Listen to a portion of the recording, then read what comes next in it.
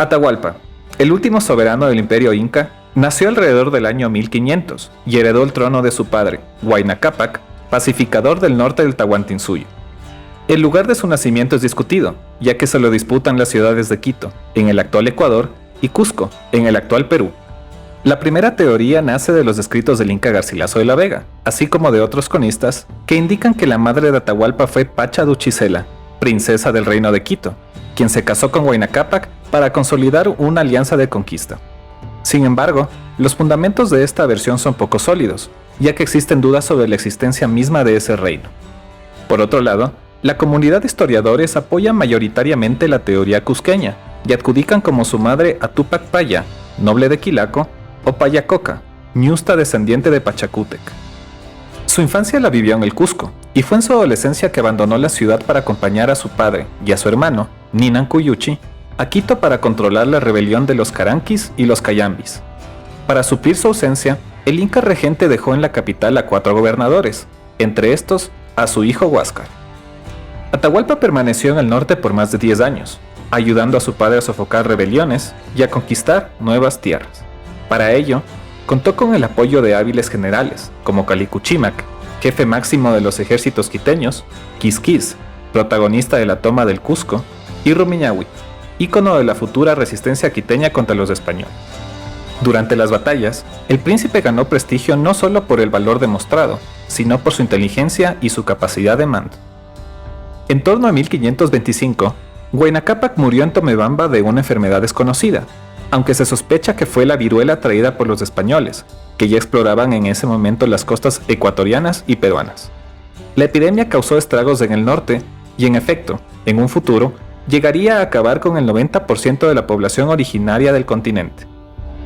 Antes de morir, el Inca, desconociendo que Ninan Cuyuchi, su hijo mayor y legítimo heredero al trono, había muerto por la misma enfermedad días antes, lo designó como sucesor ante los sacerdotes, dejando un vacío de poder en el imperio que provocaría un conflicto.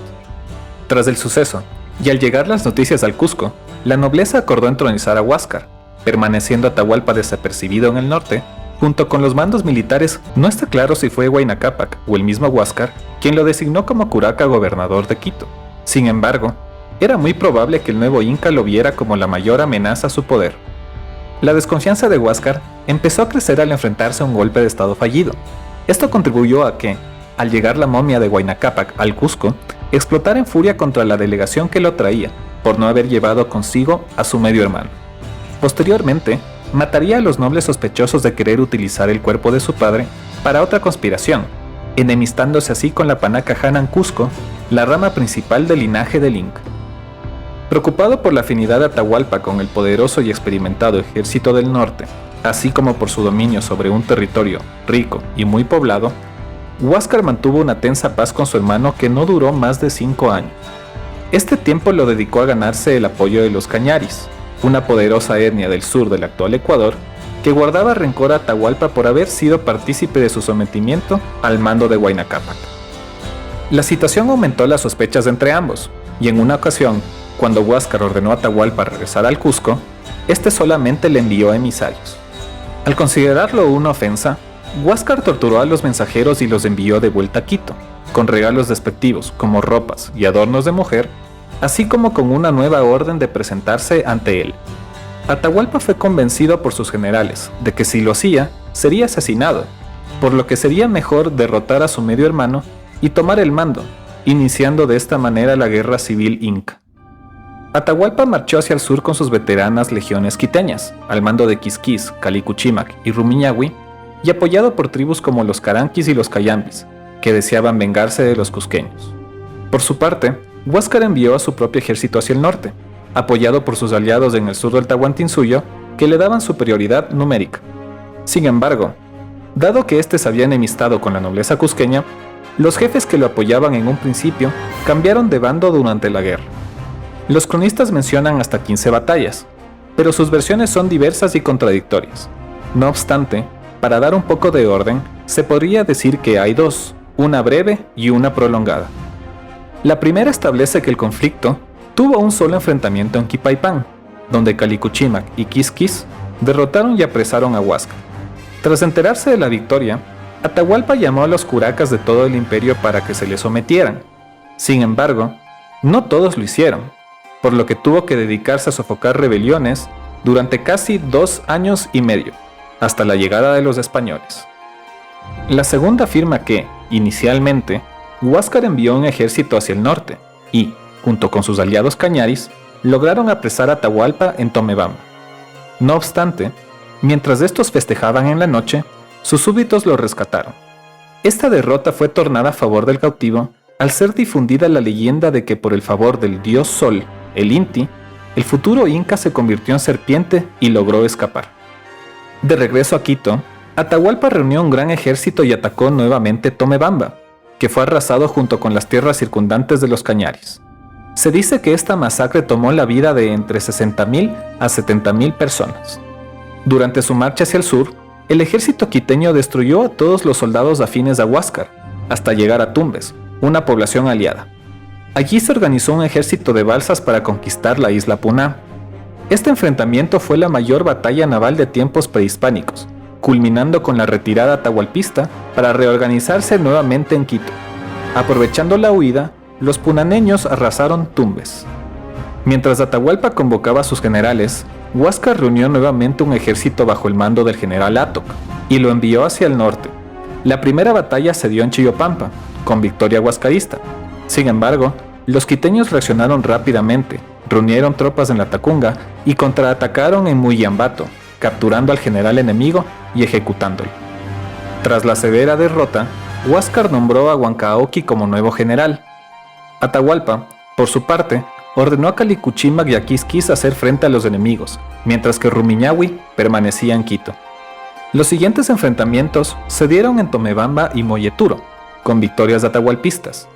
Ya dirigiéndose hacia el Cusco, se produjo la sangrienta batalla de Cusipampa, en donde las tropas huascaristas emprendieron una larga retirada hacia Cajamarca. Las fuerzas quiteñas continuaron su descenso arrasando toda oposición y convirtiendo la campaña del norte en una verdadera guerra de exterminio. Conforme avanzaban, el número de sus soldados alcanzaban los 30.000, siendo todavía inferiores a los 80.000 de Huáscar. Tras la batalla de Cochahuayla, los ejércitos quiteños pudieron tomar Cajamarca, mientras que las tropas de Huancaoqui escaparon a la meseta de Bombón, en donde se daría otro enfrentamiento. Posteriormente, tomaría lugar la batalla de Yanamarca, ambas con victoria quiteña. En auxilio de Huancaoqui llegó el general Maita Yupanqui, pero no pudo cambiar la situación, siendo los cusqueños derrotados en Vilcas. Ante el avance de los quiteños y las continuas derrotas que lo dejaban sin reservas, Huáscar decidió conducir su propio ejército, que contaba con fuerzas aliadas del Contisuyo y el Collasuyo. Las batallas finales se dieron en Huanacopampa y Quipaipán, donde Huáscar, en 1532, fue derrotado y capturado. Quedando el camino libre hacia el Cusco, las tropas de Quisquis y Calicuchímac tomaron la ciudad, matando a la familia y los aliados de su enemigo. Mientras sus generales entraban triunfantes al Cusco, Atahualpa se dirigió a Cajamarca, ya que al enterarse durante la campaña de la presencia de los extravagantes españoles en su nuevo reino, decidió encontrarse con ellos. Siendo este su tercer viaje de exploración y conquista, los extranjeros desembarcaron en Tumbes, hallando la tierra desolada debido al ataque de los punás. Al ver el desastre, se dieron cuenta de que la guerra civil había diezmado el orden del imperio, y que éste ya no representaba la misma amenaza que antes habían palpado. Por su parte, el plan de Atahualpa era apoderarse de los caballos de los invasores, animales nuevos en el continente, y dejar vivos solamente a su domador, al herrero y al barbero, al creer que este último rejuvenecía a sus compañeros. Para cumplir su objetivo, el nuevo Inca permitió ingresar a los 200 soldados sin acabarlos de ninguno de los pasos de la cordillera, como hubieran podido hacer en cualquier momento. En efecto, exaltado por su victoria, Atahualpa no les temía y mostraba una exagerada confianza y fe en su condición de Dios en la tierra. El 15 de noviembre de 1532, los españoles finalmente hicieron su entrada en Cajamarca, avistando campamentos militares indígenas en cada elevación y notando así su clara desventaja. En este sentido, como era costumbre en la tumultuosa España de la Reconquista, Pizarro vio como única opción capturar al líder para neutralizar al ejército. Por eso, previo al encuentro y sin nada que perder, dispuso a su gente en 3 grupos cubiertos por las construcciones de la plaza central, listos para el secuestro. En la sección más espaciosa, ubicó a la caballería, comandada por su hermano Hernando Pizarro y también por Hernando de Soto, mientras que él se encontraba con la infantería en otro edificio. Posteriormente, envió a los dos de Hernandos a entrevistarse con Atahualpa, quien acordó ir al siguiente día. El 16 de noviembre, Atahualpa entró a la plaza de armas sin ningún soldado, pero acompañado de un enorme séquito de sirvientes que lo cargaban en su litera, además de músicos y una comparsa. Su plan era mantener una reunión pacífica e intimidar a los españoles con el inmenso número de sus seguidores, para así ahuyentarlos sin la necesidad de luchar. A su encuentro salió el padre dominico Fray Vicente de Valverde, que comenzó a contarle sobre la fe cristiana. Al indicarle la Biblia, el Inca la observó, la manipuló y se la puso en el oído, pero al no sonar ni ver nada llamativo en ella, la lanzó al suelo. Este acto provocó la ira del religioso, quien arengó a las tropas escondidas diciendo «Santiago a ellos». La violencia de la carga española y los estruendos de los cañones y armas de fuego provocó el pánico entre los seguidores del Inca, que, al no ser soldados ni estar armados, quedaron aturdidos e intentaron escapar desesperadamente. Como era de esperarse, todo terminó en una carnicería, resultando muertos más de 2.000 indígenas y ningún español. Durante la batalla, un soldado, exaltado por la masacre, quiso matar al Inca, siendo detenido por Pizarro, quien amenazó de muerte a cualquiera que intentara dañar al cautivo, pues era indispensable mantenerlo con vida para sus fines políticos. En efecto, el Tahuantinsuyo, ya en una situación inestable por la guerra civil, se fragmentó aún más al conocer que Atahualpa había sido capturado. Esto provocó que varias tribus conquistadas por los incas se unan a los españoles, mientras que otras permanecieron leales.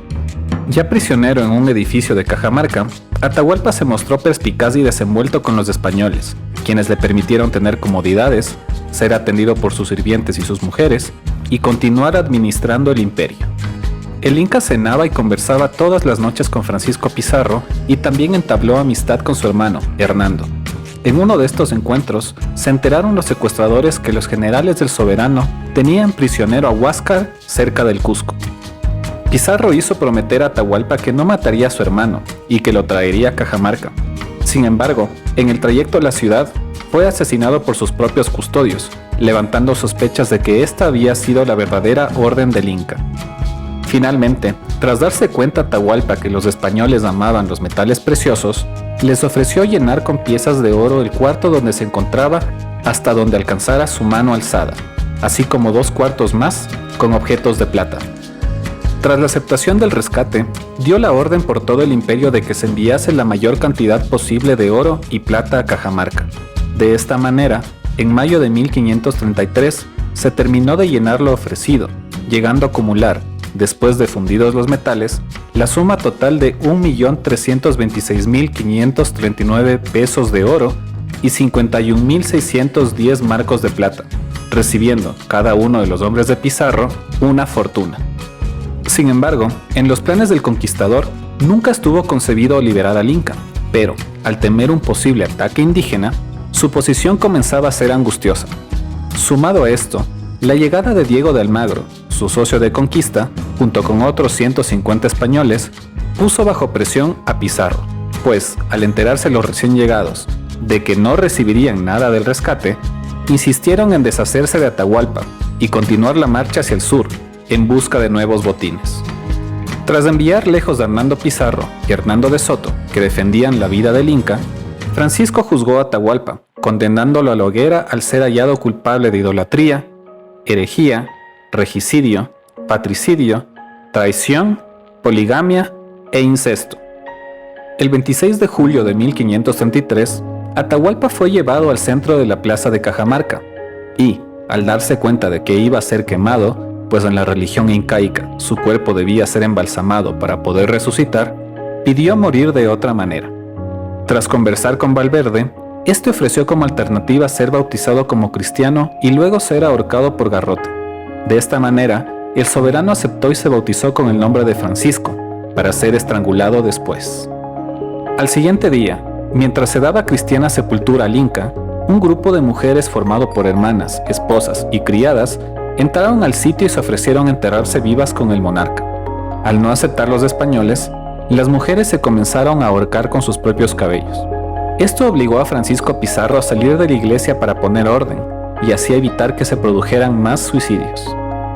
Ya enterrado en la iglesia de Cajamarca, el cuerpo de Atahualpa desapareció, siendo sus súbditos, encabezados por su cuñado Cuxi Yupanqui, quienes se lo llevaron para momificarlo y mantener viva la esperanza de su retorno. Tras la muerte del soberano, muchas tribus huascaristas que habían sido doblegadas por los quiteños se sublevaron bajo el mando de Manco Inca, otro hijo de Huayna Cápac, y se unieron a los españoles para derrotar a Calicuchímac, Quisquís y sus demás partidarios. Sin embargo, este no sería el fin de la influencia de Atahualpa en el imperio, pues su momia se convertiría en la fuente de legitimidad para que su general y medio hermano, Rumiñahui, pudiera encabezar la resistencia contra los españoles y sus tribus aliadas en el Quito Inca, convirtiéndose así, junto con Atahualpa, en pilares fundacionales de la nacionalidad ecuatoriana. Tras la feroz lucha en el norte, que duró hasta finales de 1534, Rumiñahui fue capturado en Sicchos, actual provincia de Cotopaxi, Ecuador, por lo que se sospecha que la última morada de la momia de Atahualpa fueron las ruinas incas ubicadas en Malqui Machay, palabras que en español indican el santuario donde está el cuerpo momificado del progenitor de la panaca del Inca.